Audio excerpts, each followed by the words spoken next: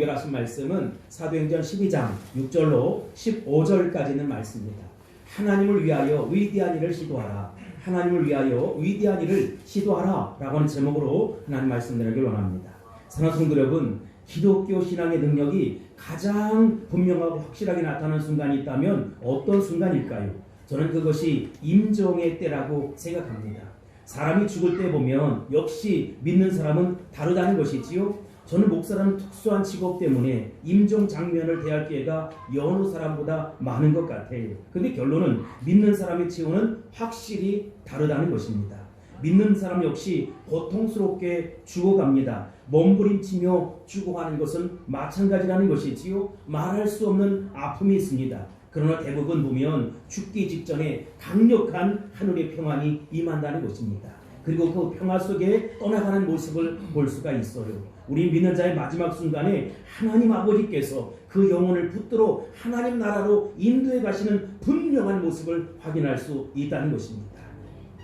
그런데 이러한 능력, 즉 죽음의 순간에 그 영혼을 붙들어 하나님 나라로 인도해 가심으로써 인생 최후의 순간 앞에서도 평안과 안식을 누리게 하시는 그 능력이 삶의 구체적인 현장에서는 도대체 왜 나타나지 않느냐라고 하는 것입니다.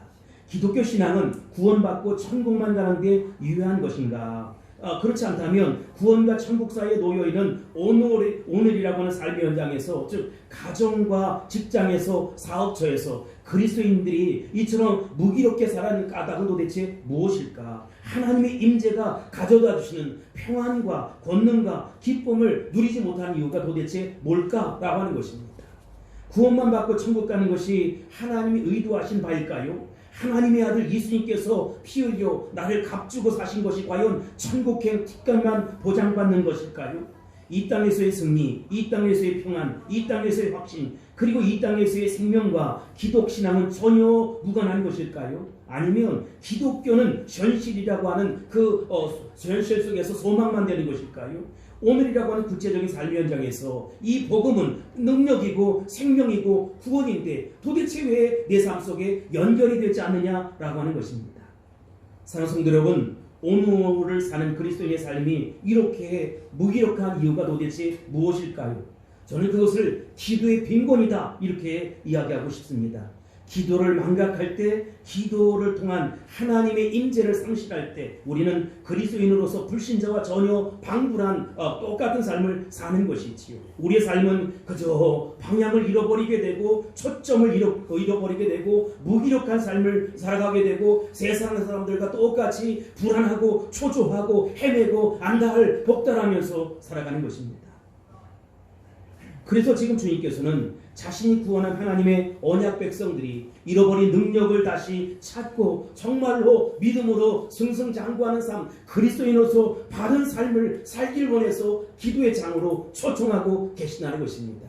이것이 바로 본문의 말씀이에요. 베드로를 위해 이 예루살렘 교회는 응복 기도를 했고 충고 기도를 했습니다. 그런데 놀라운 것은 이 기도가 즉각 응답되었다는 것입니다. 할렐루야. 여러분 이 6절 말씀을 보세요. 6절 합독하겠습니다. 시작. 헤롯이 잡아내려고 하는 그 전날 밤에 베드로가 두 군인 품에서 두세 사슬에 위에 주어 자는데 파수꾼들이 문 밖에서 옥을 지키더니 아멘. 오늘 밤이었습니다. 헤롯이 잡아내려고 하는 그 전날 밤이지요. 우리 여기서 중요한 사실 하나 배우게 되는 것이지요. 기도는 전날 밤에 이루어진다는 것입니다. 여러분 걱정하지 마세요. 염려하지 마세요. 내 시간 때문에 고민하지 말라는 것입니다. 여러분의 때에 오지 않아요. 하나님의 때에 온다는 것입니다. 하나님께서 역사하신다는 것입니다. 헤롯이 잡아내려고 하는 그 전날 밤에 베드로는 어떤 상황이었습니까? 두 군사 틈에서 누워 저기 보이는데 뒤에 누이는데 철장에서 군사 두 틈에 누워 있었어요. 도망가지 못하도록 두 명의 군사가 옆에서 같이 잠을 자는 것이지요. 그리고 두 사슬에 매여 있었다는 것입니다. 그리고 밖에는 누가 있었습니까? 파수꾼들이 있었는데 1차, 2차, 3차 옥을 지키는 간수들이 있었다는 것입니다. 그 모든 설명이 무엇을 말해주고 있습니까? 베드로가 도저히 탈출할 수 없는 절대 불가능한 상황이었다라고 하는 것입니다. 지금 우리가 이 세상을 살아갈 때 내 힘으로 절대 이룰 수 없는 그런 불가능한 벽에 부딪힐 때가 있어요. 하나님의 뜻에 순종했는데도 그럴 때가 있다는 것이지요. 모세는 하나님의 인도함을 따라 갔어요. 어딜 갔습니까? 홍해를 갔어요. 그런데 뒤를 돌아보니까 애굽의 군대가 600거 설병거가 쫓아오고 있었다는 것이지요. 하나님 말씀에 순종했어요. 하나님 뜻대로 순종했어요. 그런데 좋은 것이 나타나지 않을 때가 있다는 것입니다. 여러분, 하나님 뜻대로 순종하면 좋은 것만 온다고 생각하십니까? 안 올 때도 있다. 아브라함이 그랬어요. 하나님 뜻대로 순종했는데, 하나님 말씀대로 순종했는데 가보니 기근이 있었어요. 아니, 적과 꿀이 흐르는 가나안 땅으로 보내신다더니 도대체 어떻게 된 것일까? 이때 신앙이, 믿음이 마구마구 흔들리는 것입니다. 내가 음성을 잘못 들었나? 하나님은 주무시나? 잠자시나? 막 흔들리는 거예요. 그때 하나님께서는 여러분의 믿음을 바라보고 계시는 것입니다.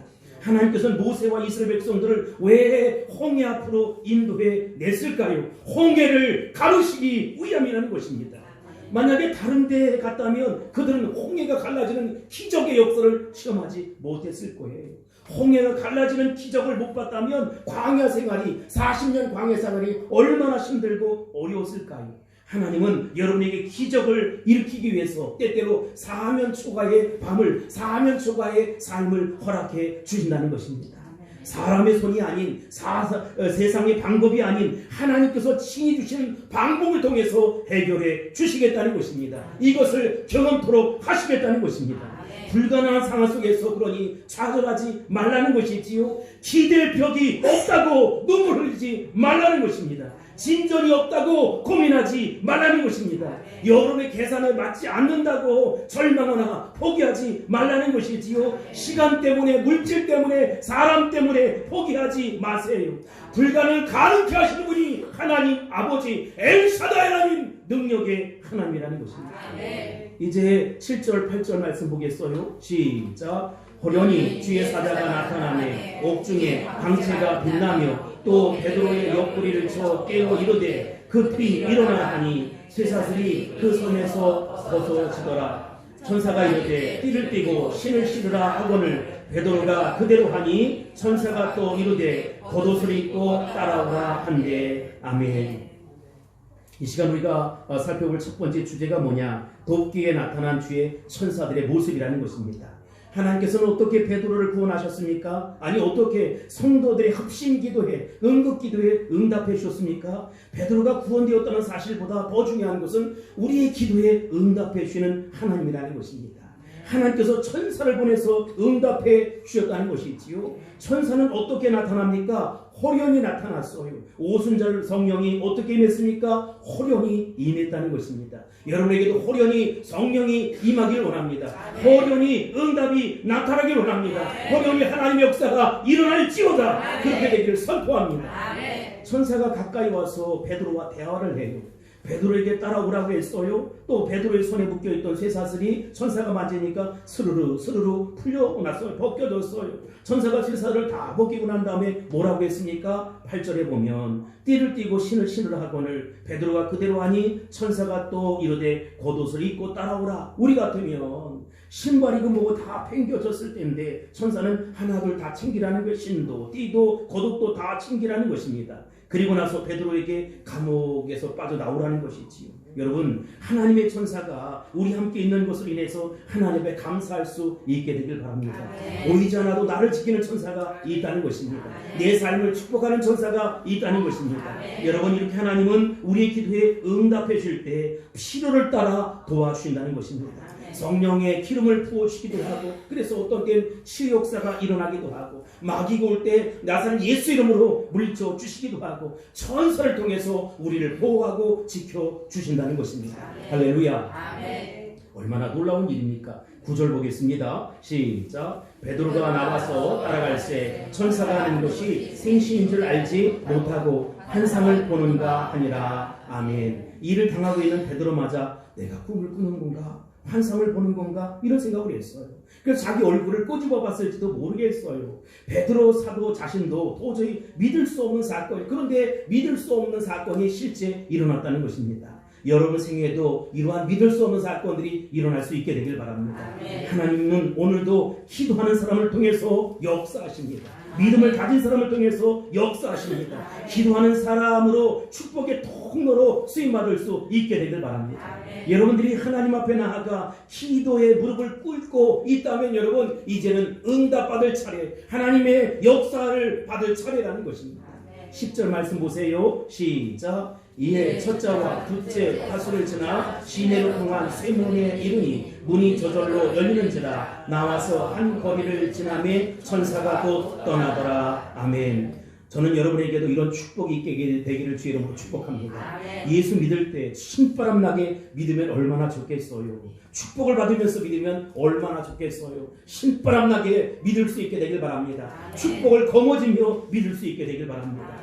세상이 험하고 우리 주변에 고통스러운 일들이 많이 일어나요. 그래서 저는 요즘 우리 물대농산 성도들, 가족들 향해서 이런 마음의 기도를 드리고 있습니다. 하나님, 우리 사랑 성도들을 축복해 주세요. 병을 고쳐주세요. 저분들을 좀 도와주세요. 하나님의 천사들이여 저들을 좀 도와주세요. 저들이 잘 되기를 소원하며 기도합니다. 제가 기도하는 가운데 3가지 음성을 들었는데 2가지만 할게요. 첫 번째로는 내 백성을 위로하라는 거예요. 그리고 그의 길을 내주신다는 것입니다. 할렐루야. 여러분에게 이런 역사가 일어날 수 있게 됩니다. 그렇게 되기를 선포합니다. 우리가 살펴볼 2번째 주제는 천사에 이끌려 풀려난 베드로 사도의 모습입니다. 베드로는 성도들의 간절한 중보기도 덕분에 천사의 도움을 받아서 이제 감옥에서 풀려나게 되는 것이지요. 베드로가 감옥에 들어간 것은 이번이 3번째예요. 첫 번째는 4장 3절에 전도하다가 하룻밤 감옥 신세를 지었잖아요. 2번째 5장 18절에 보면 이 종교 지도자들의 미움과 시기를 받아서 감옥에 들어간 사건이 있어요. 그때에도 천사가 나타나서 옥문을 철커덕 열어주었거든요. 근데 지금 3번째 아주 독특하게 풀려나는 것이지요. 이번에는 옥졸들이 사건에 개입하는 것입니다. 그들은 베드로의 양편에 누워서 잠을 자고 있어요. 베드로의 손과 발은 쇠사슬에 지금 묶여 있는 것이지요. 문 밖에도 특별한 경계를 해서 전에 2번이나 풀려났기 때문에 첫 번째, 2번째 간수가 지키고 있었다. 6월절에 지난 후에 재판을 해야 하기 때문에 그 사이에 도망치지 못하도록 이렇게 단단히 경계를 철저히 했던 것입니다. 그러나 베드로는 풀려났다는 것입니다. 사냥꾼의 올무에서 3같이 풀려났다는 것이지요. 사실 베드로 자신도 상상조차 하지 못할 극적인 방법이었다는 것입니다. 우리는 여기서 몇 가지 쉽고도 단순한 영적 교훈을 얻을 수 있다는 것입니다. 첫 번째, 문제가 어렵거나 쉽거나 하나님께는 다 똑같다는 거예요.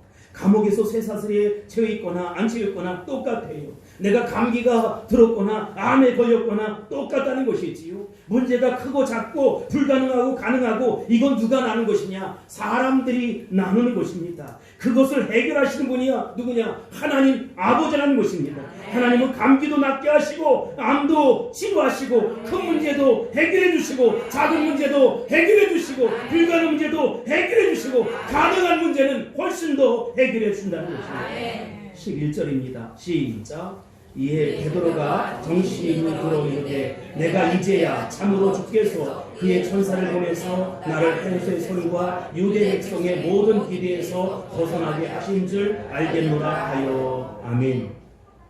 기적의 과정 중에서 2번째, 그것을 몰라요. 길거리에 나와서야 베드로는 이 정신이 번쩍 들었어. 아하, 하나님께서 이렇게 하셨구나, 주님께서 천사를 통해서 이렇게 하셨구나 라고 하는 것을 깨달아요. 사실 우리가 인생의 어떤 위기 속에서 기적을 체험하면서도 그 당시에는 그것을 미처 깨닫지 못하는 것이지요. 그 일이 다 지나가나니 하나님이 이렇게 역사하셨구나, 하나님이 도와주셨구나 라고 하는 걸 깨닫게 되는 것입니다.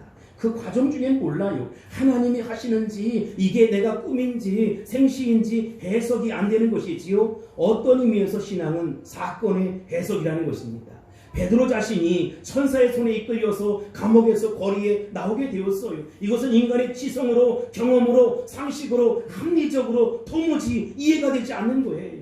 우리가 성경을 읽다 보면 우리 지식으로 이해 안 되는 부분이 많이 있잖아요. 인간의 한계로 이해 안 되는 부분이 많이 있다는 것입니다. 그러나 여러분, 우리 인간은 이해가 되지 않지만 하나님이 하시면 된다는 것입니다. 하나님이 하신다는 것입니다. 3번째, 신앙이란 실제라는 것입니다. 신앙은 관념이 아니에요. 신앙은 사상이 아니에요. 신앙은 철학이 아니에요. 신앙은 내 개똥 철학이 아니라 실제라는 것입니다.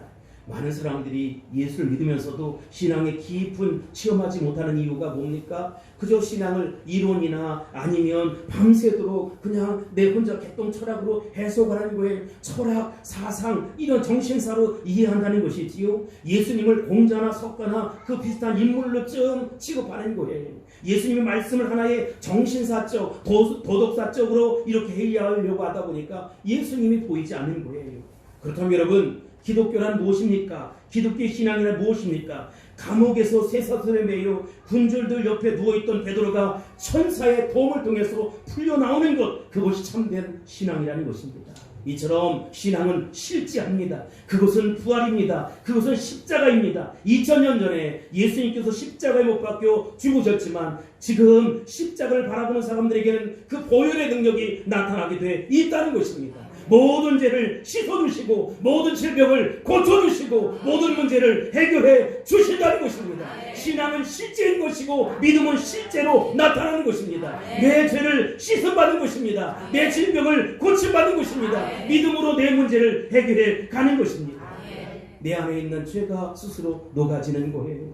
더러운 귀신들이 나서면 예수 이름으로 물러가는 것입니다. 이게 바로 신앙이에요. 이것이 바로 신앙의 분기점이라는 것입니다. 여러분, 이렇게 신앙은 구체적이어야 한다는 것입니다. 분명 쇠사슬에 묶여 있었지만, 손과 발이 그렇게 묶여 있었지만 철커덕 채워졌던 것들이 풀려나기 시작하는 거예요. 저는 저와 여러분이 이렇게 신앙의 오늘이 분기점이 되었으면 좋겠어요. 하나님이 내 삶 속에 오셔서 역사해 주세요. 하나님이 내 삶 속에 오셔서 함께 해주세요. 나도 그것을 믿습니다. 이런 은혜가 임할지어다. 이런 은혜가 나타날지어다. 이런 역사가 나타날지어다. 우리가 세 번째로 살펴볼 주제는 모여서 기도하고 있는 형제들의 모습입니다. 12절 보세요. 시작. 깨닫고 마가라 하는 요한의 어머니 마리아의 집에 가니 여러 사람이 거기 모여 기도하고 있더라. 뭘 하고 있어요? 기도하고. 이런 기적을 경험한 베드로는 가야 할 곳이 생각났어요. 그곳이 어디입니까? 자신을 위해서 기도해주는 믿음의 형제들이 있는 곳이에요. 그래서 마가라고 하는 요한의 어머니 마리아의 집으로 즉시 달려가는 것입니다. 갔더니 그곳에 정말로 베드로가 생각했던 것처럼 여러 사람들이 모여서 기도하고 있었어요. 이들은 베드로 사도가 잡혔을 때 달리 어떻게 할 손쓸 방법이 없어요. 그래서 하나님 앞에 엎드려 목놓하고 울부짖고 무릎기도 눈물 기도를 했던 것이지요. 함께 기도하고 있었는데 베드로가 그 집에 찾아왔어요. 찾아왔음에도 불구하고 그것을 모르고 그들은 계속 기도하고 있었다. 베드로는 얼마나 가슴이 벅찼을까. 자기가 감옥에서 나온 것도 모르고 이 사람들이 자신을 위해서 기도하고 있으니까 심장이 터질 것 같아요. 가슴이 벅차 견딜 수가 없어요. 그래서 대문을 똑똑똑 하고 두드리는 거예요. 아마 기도하던 소리 때문에 이 소리를 들은 사람도 있고 못 들은 사람도 있을 거예요. 그런데 쪼르르 하고 계집아이 하나가 나왔어요. 이름은 로데인데 그가 나왔어요. 근데 얘는 이 집에서 일하는 애였지만 지금까지 있었던 일들을 모두 알고 있는 아이였다. 사람들이 기도하니까 자기도 함께 기도했는데 누가 문을 똑똑똑 하고 두드리니까 달려나왔어요. 아니 달려나와서 딱 보니까 목소리도 베드로고 모습도 베드로란 말이지요. 얼마나 놀라운지 알 수가 없어요. 그래서 소리를 듣고 너무 흥분되어서 그냥 그 문을 열지 않고 바로 뛰어 들어가는 것입니다. 재미있지요? 문을 열고 열어주고 들어갔으면 얼마나 좋았겠어요. 근데 그냥 좀 놀라서 뛰어 들어가는 거예요. 그리고 모인 사도에게 여러분 베드로 사도가 왔어요. 베드로 사도가 왔어요. 이때 사람들의 반응이 참 재밌습니다. 15절입니다. 시작. 그들이 말하되 내가 미쳤다 하나 여자아이는 심써 말하되 참말이라 하니 그들이 말하되 그러면 그의 천사라 하더라. 아멘. 베드로가 왔다고 하자 기도하던 사람들이 뭐라고 해요? 얘 미쳤다. 얘 돌았다. 여러분 지금 누가 돌아오기를 기도했습니까? 베드로 사도가 돌아오기를 기도했어요. 그리고 누가 돌아왔습니까? 베드로 사도가 돌아왔어요. 그렇지만 사람들이 뭐라고 합니까? 얘 미쳤다는 거예요. 이게 우리의 모습입니다. 여자아이는 계속해서 아닙니다. 참말입니다. 정말입니다. 내가 봤습니다. 내가 들었습니다. 라고 이야기하는 거예요.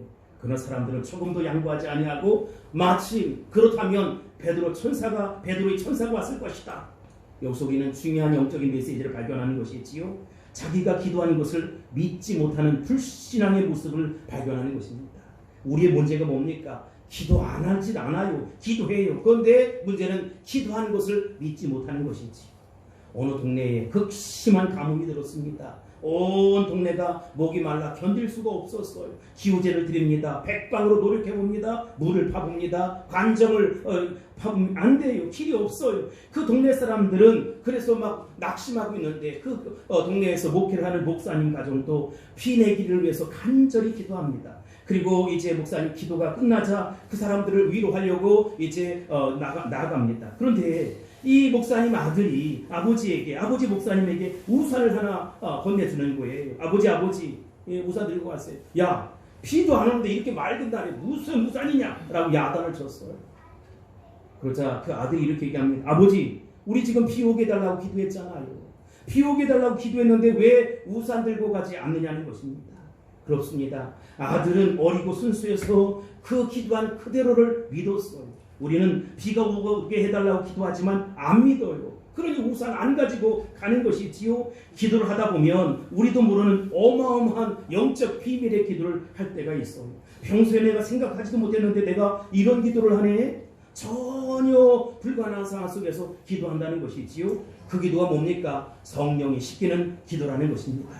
그러나 그 기도가 이루어질 것을 믿는 믿음이 나에게 없어요. 기도는 있는데 믿음이 없는 것입니다. 결정적인 순간에는 안 믿어요. 결정적인 순간에는 하나님 믿지 않고 돈을 믿습니다. 지식을 믿습니다. 사람의 상상을 믿습니다. 하나님 안 믿어요. 예수님께서 마태복음 6장 5절로 8절에서 외식하는 사람들, 외식하는 그 기도하는 척하면 진실성이 없고 믿음이 없는 사람들에게 야! 제발 중언부언하지 마라 이렇게 얘기했습니다. 초대 예루살렘 교회 성도들은 베드로 사도가 감옥에 갇혔을 때 그가 풀려나오기를 얼마나 눈물로 기도했는지 알 수 없어요. 그러나 그들은 하나님께서 그렇게 빨리 풀어주려고는 생각하지 못했던 것이지요. 아마 응답이 안 될 것이다 라고 하는 믿음을 갖고 기도했는지 모르겠습니다. 아니면 응답이 되더라도 조금 천천히 이렇게 나올지도 모르겠다 이런 생각을 했을지도 모르겠어요. 이것을 보면 하나님이 급한 것은 급하게 응답하시고 급하지 않은 것은 급하지 않게 응답하시는 것을 알 수 있어요. 여러분, 우리가 기도할 마음을 먹고 시작하면 하나님 아버지께서 기다렸다는 듯이 역사하신다는 것입니다. 야, 네가 그런 그 기도를 할 줄 아는구나 하면서 흡족해 하시면서 역사한다는 것입니다. 그런 역사가 나타날지어다. 그런 체험이 일어날지어다. 우리가 함께 살펴볼 네 번째 주제가 뭐냐? 위대하신 하나님을 기다리며 기도하라는 것입니다. 사랑하는 성도 여러분, 우리가 어떤 때에 왜 기도의 응답이 없지? 왜 이렇게 오래 기도했는데도 낙심이 될까? 실망이 될까? 내 마음은 왜 이렇게 꾸물꾸물대고 어두워질까? 마치 엘리야가 저 그림을 하나 볼 터인데 저 지중해 기도를 향해서 기도하는 거예요. 저기 하얀 게 뭐가 있어요? 구름 한 조각이 있어요. 그런데 구름 한 조각이 보일 듯 말 듯 하는 거예요. 우리도 그렇게 응답이 올지 말지 역살지 말지 아주 꾸물꾸물한 그 모습 속에 기도할 때가 있다는 것입니다. 아브라함이 하나님 음성을 자주 들은 것 같지만 여러분 그렇지 않아요. 창세기에 보면 아브라함이 하나님 음성을 들었을 때 연결해 보면 10년에 한 번 정도 하나님 음성을 들었어요. 그가 아이를 낳을 때가 100세였어요. 그런데 여러분 아이를 주시겠다고 하나님 말씀하셨을 때가 몇 살인 줄 아세요? 75세예요. 몇 년을 기다렸어요? 25년을 기다렸어요. 25년 동안 말씀하시지 않고 믿음으로 살아야 되니까 정말로 숨가쁜 거예요. 달랑 하나님 말씀 붙잡고 몇 년을 살아고 그 말씀을 의미하니까 너무 힘든 거예요. 기도만 하면 동으로 가라, 서로 가라, 빨간색을 골라라, 노란색을 골라라 그렇게 말씀하신 분이 아니라는 거예요. 하나님은 우리 인생 전체를 인도해 주십니다. 그러나 여러분 때때로 그렇게 구체적으로 말씀하시지 않을 때도 있어요. 그러나 중요한 것은 하나님은 나를 믿음으로 살게 하시고 믿음으로 생활하게 하시고 믿음으로 도전하게 하시고 믿음으로 하루하루를 개척해 나가길 원하신다는 것입니다. 내가 믿음으로 사는 것을 그렇게 기뻐하시는 것이지요. 기도 접수가 늦었다고 늦게 응답되지 않아요. 기도 접수가 늦었다고 웨이팅하고 그렇게 거절하시는 분이 아니라는 것이지요. 이미 우리를 향한 모든 결정은 끝이나 있어요. 내가 기도하면 하나님 역사하시고 내가 기도하지 않으면 마귀가 역사해서 안 되는 거예요. 그럼 여러분 어떻게 하자? 믿음으로 기도하자는 거예요. 응답해 주실 때까지, 해결해 주실 때까지 눈물 기도하고 무릎 기도하고 하나님 앞에 매달리라는 것입니다. 제가 요즘 받았던 세 번째 그 응답이 뭐냐면 우리의 작은 순종이 우리 인생의 결정적인 터닝 포인트가 된다는 것입니다. 우리의 작은 순종이 내 인생의, 우리 인생의 결정적인 터닝 포인트가 되는 거예요. 내가 도저히 이해가 되지 않지만 아멘입니다. 왜냐하면 나의 미래는 누구에게 달려 있습니까? 하나님의 손에 달려 있어요. 내가 아무리 애쓰고 힘써도 안 돼요. 하나님이 도와주셔야 된다는 것입니다. 여러분의 자녀도 하나님의 손에 맡길 수 있게 되길 바랍니다. 여러분의 미래도 하나님의 손에 맡길 수 있게 되길 바랍니다. 우리 물된 농산교회 미래와 장래도 하나님 아버지께 맡길 수 있게 되길 바랍니다. 작게 순종하면 인생의 결정적인 터닝 포인트가 되어서 하나님이 일으키는 역사를 맛보게 될 것입니다. 기적을 체험하게 될 것입니다. 사랑하는 물된 농산교회 성도 여러분, 하나님께서는 우리의 생애를 통해서 위대한 일을 행하신다는 사실을 믿으시기 바랍니다.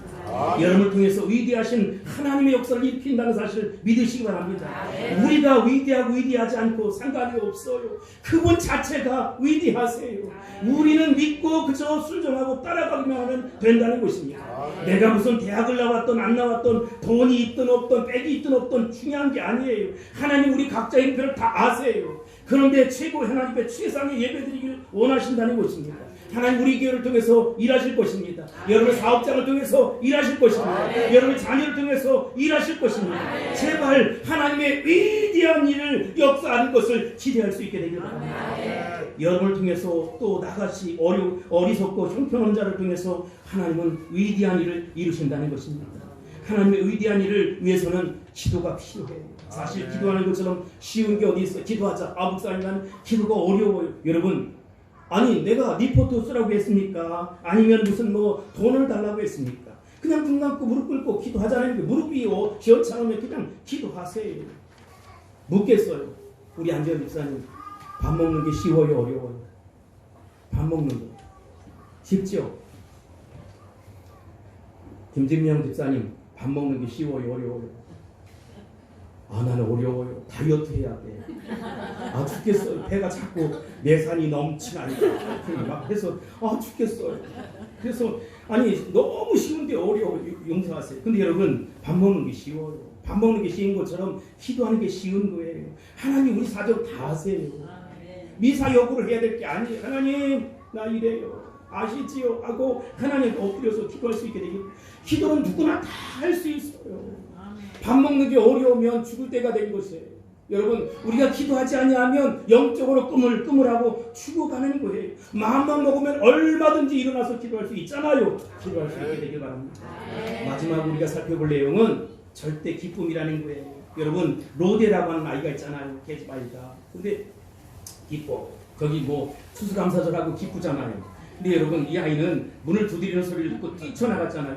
뛰어나가 보니까 베드로 사도였어요. 얼마나 기뻤는지 문을 열어야 되는데 잊어먹었어요. 너무 기뻤어. 그래서 다시 돌아오는 거예요. 베드로 사도는 문을 떡떡떡 두드리고 노대는 뒤를 돌아서 베드로 사도가 왔어요. 베드로 사도가 왔어요 하고 얘기하는 거예요.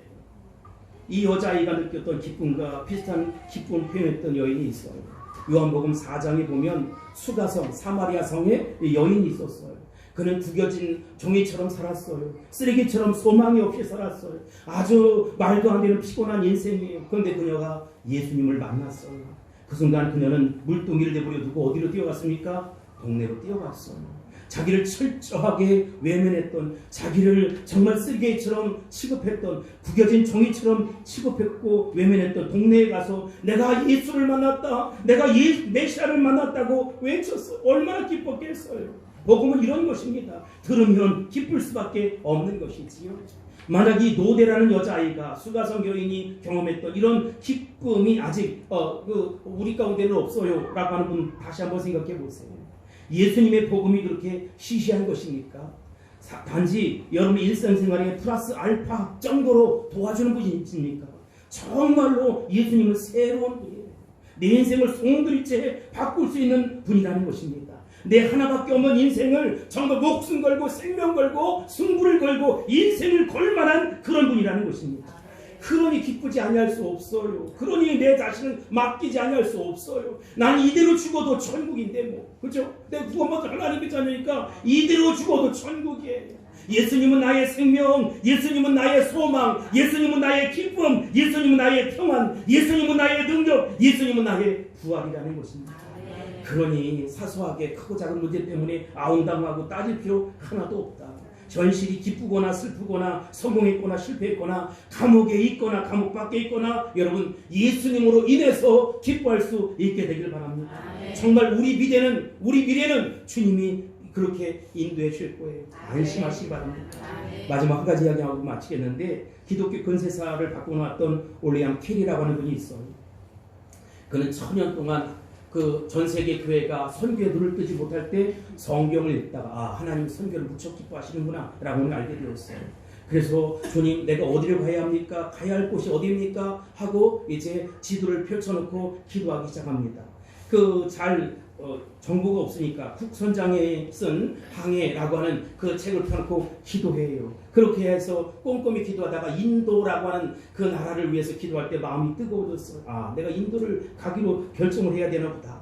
근데 어느 모임이 말이지요, 목사님들, 선교사님들이 모인다, 목사님들, 교수님들이 모인다는 그 모임에 갔더니 이렇게 여러 얘기를 하는 거예요. 이분은 정말 이야기하고 싶은 뜨거운 마음이 있어서 얘기를 하는 거예요. 목사님, 제가 성경에 보니까 하나님께서 선교를 그렇게 기뻐하시던데 우리나라는 아직도 한 명의 선교사도 보내지 못하지 않았습니까? 이제 우리도 일어나 선교합시다. 나를 선교사로 보내주세요. 내가 가서 십자가의 복음, 생명의 복음을 전하겠습니다. 이웃에게 이 복음 전하겠습니다. 그랬더니 박수치 환영할 줄 알았더니 그 유명한 교수님 한 분이, 젊은이 앉게! 하나님께서 정말 이방인을 구원하기 원하신다면 하나님의 주권으로 강권적으로 역사해 줄 거야. 그대로 앉아. 조용히 해. 입 닫혀. 이렇게 얘기를 하는 거예요. 그러나 캐리는 낙심하지 않았어요. 모임이 끝난 후에 밖에 나오면 혼잣말로 중얼거립니다. 그렇지만 하나님께서는 우리를 통해서 이 일하기를 원하신단 말이야. 나는 반드시 갈 거야. 그래서 자기를 이해하는 몇몇 사람들을 모아놓고서 기도회를 만들고 선교회를 만들었어요. 그리고 천년의 침묵을 깨고 역사상 최초의 선교사로 인도를 향해 떠납니다. 그는 부둣가에 배웅 나온 몇몇 친구들에게 이렇게 작별 인사를 해요. 나의 친구들이요, 하나님께로부터 위대한 일을 기대하십시오. 그리고 하나님을 위하여 위대한 일을 시도하십시오. 저를 위해 기도해 주세요. 캐리는 인도에 가서 40년 동안 열심히 복음을 전합니다. 성경을 제작하기도 하고 말로 형언할 수 없는 고통 속에서도 선교회를 불같이 일으켜서 많은 교회를 세웠어요. 하나님 말씀에서 하나님 마음을 발견하고 그가 믿기로 순종했을 때 놀라운 역사가 일어나게 되었다는 것입니다. 근데 여러분, 그 캐리가 이렇게 위대한 역사를 일으킬 수 있었던 또 한 가지 비밀이 있어요. 믿음도 있었지만 그의 가정에는 걷지 못하는 전신마비인 누님이 계셨어요. 캐리가 선교를 떠난다고 하니까 내가 너를 위해서 해줄 게 하나도 없다.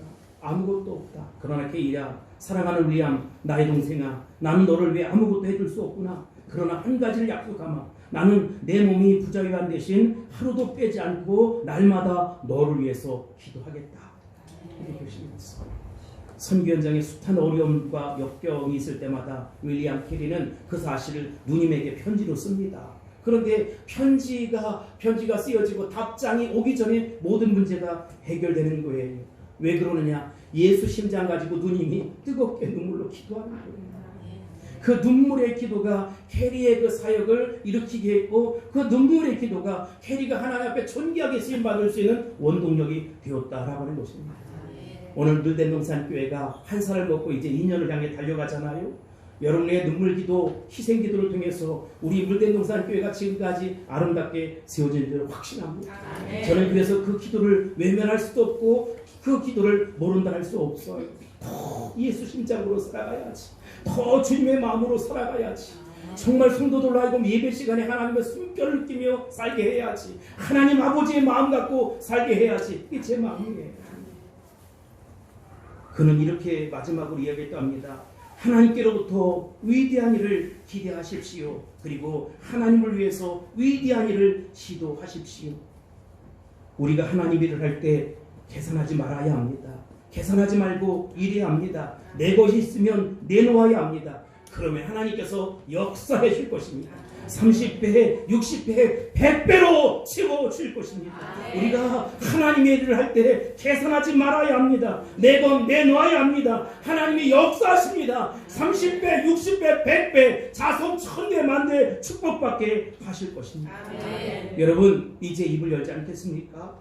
주님께서 추수 때가 임박한 이 땅에 저와 여러분을 굳이 들어 쓰시고 사용하길 원하신다는 것입니다. 문제는 우리가 입을 굳게 다물고 있다는 것이지요. 믿음의 입을 여시기 바랍니다. 주님께서 반드시 채워주실 것입니다. 그분의 능력으로 채워주실 것입니다. 그분의 영광이 임할 것입니다. 우리의 삶을 송두리째 바꿔 놓을 것입니다. 하나님께서 저를 사용하실 것입니다. 우리 교회를 사용하실 것입니다. 여러분을 사용해 주실 것입니다. 입을 넓게 여시기 바랍니다. 주님을 찬양할 수 있게 되길 바랍니다. 기도의 자리에 앉으세요. 기도의 입을 여세요. 기도를 통해서 우리 하나님께서 일하실 것입니다. 새로운 역사를 장구해 주실 것입니다. 이와 같은 은혜가 있을지요. 능력이 나타날지어다. 할렐루야. 그렇게 되기를 선포합니다. 기도하겠습니다. 아버지 하나님, 베드로 사도의 신묘막측한 기적을 보았습니다. 올리암 캐리의 그 놀라운 능력을 봤습니다. 우리가 하나님의 일을 할 때 계산하지 않게 도와주옵소서. 작은 순종이 결정적인 터닝 포인트가 된다는 사실도 확신합니다. 내 것 내놓고 하나님의 위대한 역사를 경험케 하옵소서.